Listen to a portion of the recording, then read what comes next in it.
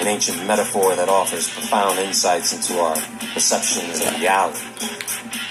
So, let's see if I can take you through this timeless allegory and uncover what it might tell us about the nature of our universe.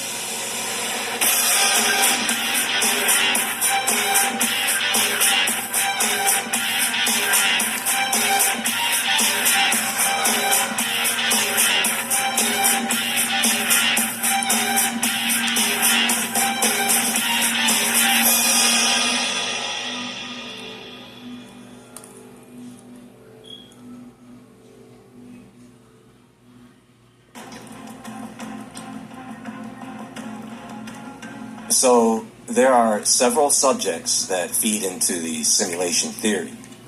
For this video, I just want to focus on one of the philosophical foundations of this theory and some of the evidence and arguments for it, starting with Plato's allegory of the cave. Now, Plato's allegory of the cave is a philosophical metaphor presented by the ancient Greek philosopher Plato in his work, The Republic. The allegory illustrates Plato's views on human perception, knowledge, and the nature of reality. So let me see if I can take you through this. Imagine a dark cave where prisoners have been chained since birth. They are fixed in place so that they can only look at the wall in front of them and cannot see anything behind them. Behind the prisoners, there is a fire. And between the prisoners and the fire is a raised walkway. People outside of the cave walk along this walkway carrying objects, animals, and other items that cast shadows on the wall of the cave. Now the prisoners, unable to see the objects directly, perceive only the shadows projected on the wall in front of them. And these shadows are the only reality they know of. One of the prisoners is freed and allowed to leave the cave. At first, he is blinded by the light and overwhelmed by the new reality. As his eyes adjust, he sees the fire and the objects casting the shadows, realizing that these are more real than the shadows he had known. Eventually, he steps out of the cave into the sunlight. Outside the cave, he sees the real world in its true form. The sun, the trees, the animals, and people. He understands that the cave shadows were mere illusions. Are you with me so far? So, the freed prisoner, now enlightened, returns to the cave to rescue the others. However, the remaining prisoners are skeptical and hostile, rejecting the reality he describes. They cling to their familiar shadows and resist his attempts to free them. A pretty good allegory to illustrate the idea of perception versus reality, right? The shadows represent the perceptions and beliefs held by those who are ignorant of the true nature of reality. They symbolize the distorted view of the world based on sensory experience alone. The objects casting the shadows represent the higher level of understanding.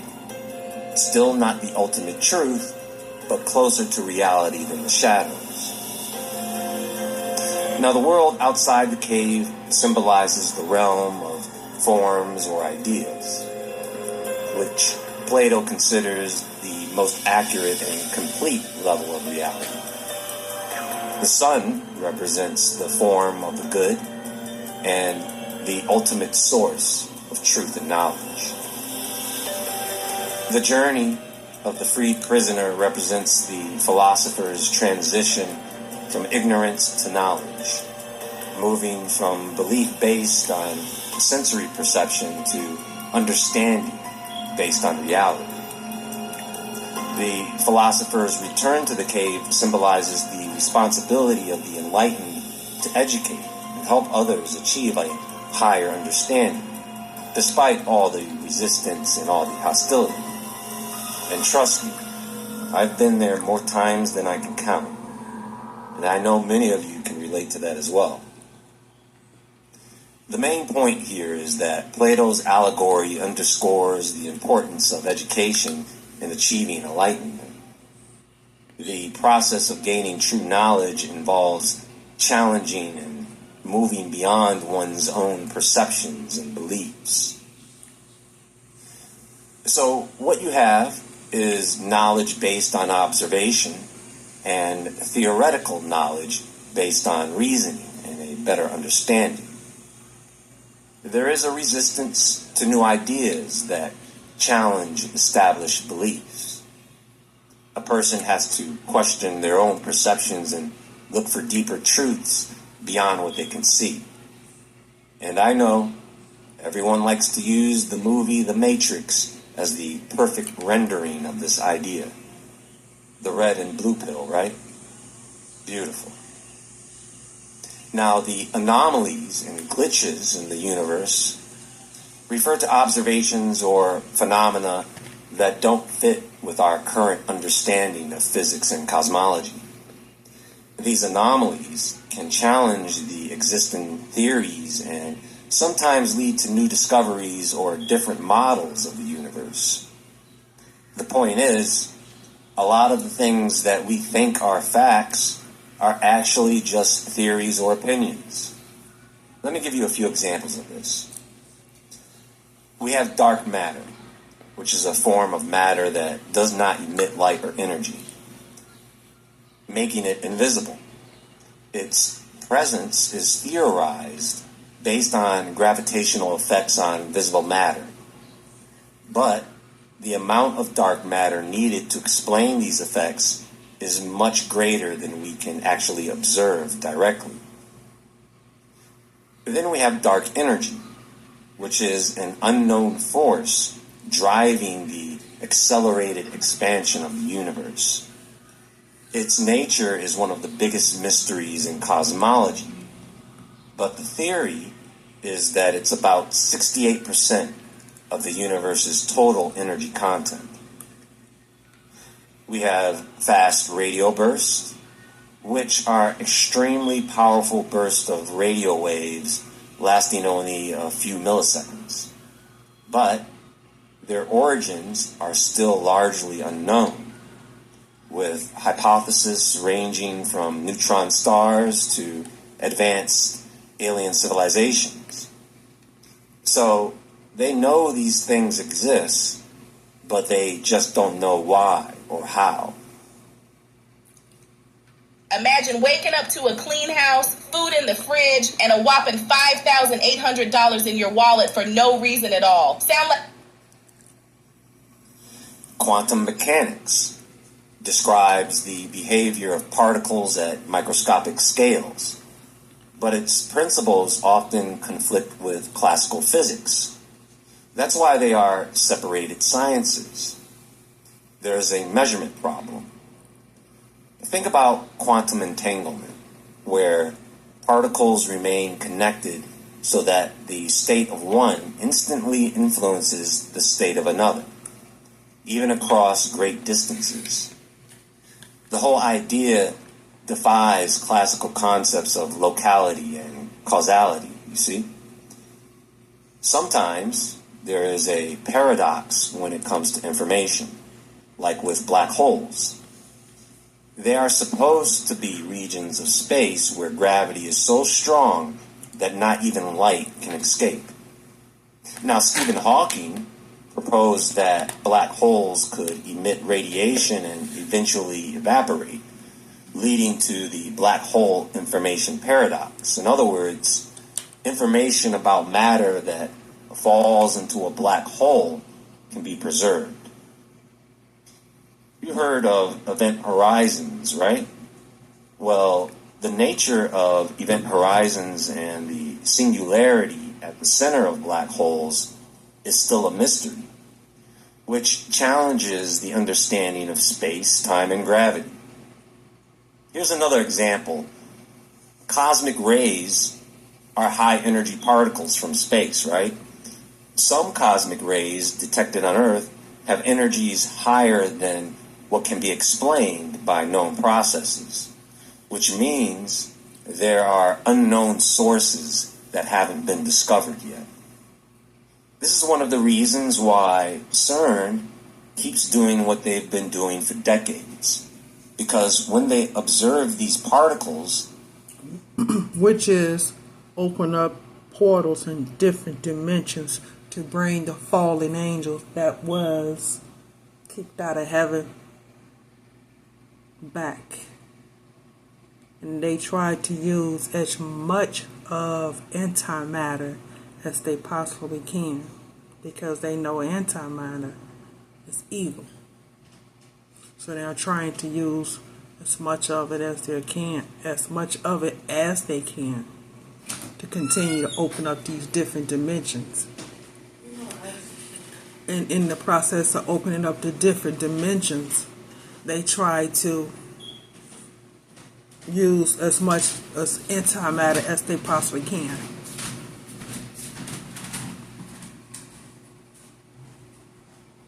they can't understand what they're doing. The particles. They can't get to the bottom of how these things work. So anomalies and glitches in the universe are actually important because they highlight the limitations of our current theories and models and understanding. Investigating these anomalies can lead to groundbreaking discoveries and a deeper understanding of the fundamental nature of reality. So there you have it, in a nutshell. Plato's allegory of the cave offers a powerful metaphor for understanding perception versus reality, illustrating the journey from ignorance to enlightenment. When we combine this with anomalies and glitches observed in the universe, like dark matter, dark energy, fast radio bursts, and quantum entanglement, we see how our understanding of reality is constantly being challenged and refined. These anomalies are not just fascinating puzzles, but opportunities to push the boundaries of our knowledge and explore deeper truths about our universe. This is why I stopped shopping on Amazon, and you should too. Don't spend another dime on Amazon. This is the reason why people think that we are in a simulation, because they are not used to the idea that these anomalies are just a normal part of reality. Now, before we go, I want to turn you on to a video I uploaded about the sentient world simulation. And in that video, I talk about, well, let me show you a clip. What if we could build a national data warehouse containing information about every person in the United States? Thanks to secret interpretations of the Patriot Act, top secret Fourth Amendment exceptions allowed by the Foreign Intelligence Surveillance Court, and broad corporation at the local, state, and federal level, we can. Damn. Now, getting back to the simulation itself, how accurate is it? Well, it is probably no more accurate than foretelling a future that can be rewritten or changed. Because in reality, the future does not exist, only the present. So any number of events can throw a prediction way off. My problem with this is, what's going to happen when you ultimately mix an advanced AI system with the brain of a quantum computer? Throw in some downloaded memories and you've got yourself a fully functional matrix. All you would have to do then is tweak the rendering so that everything looks real, and get people to voluntarily plug themselves in. And if I had to guess, people willingly submitting to plugging themselves into an alternate extended reality is probably what started the Matrix in the first place.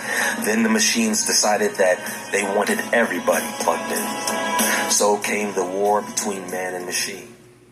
Now, later on in that video, I discussed the technology of virtual reality and where it is headed. I really want you all to watch that video next, because it was made some time ago and I want you to hear the information given and look at what is going on in the world today. I want to thank you for joining me on this journey. If you enjoyed this video, sure, you can like the video, subscribe, and share your thoughts in the comments below. But if you would really like to show your support for this channel, folks, just watch another video on this channel, or the video I have just recommended called the Sentient World Simulation. There will be a link to the video on screen and in the description box below. Well, that's all for now.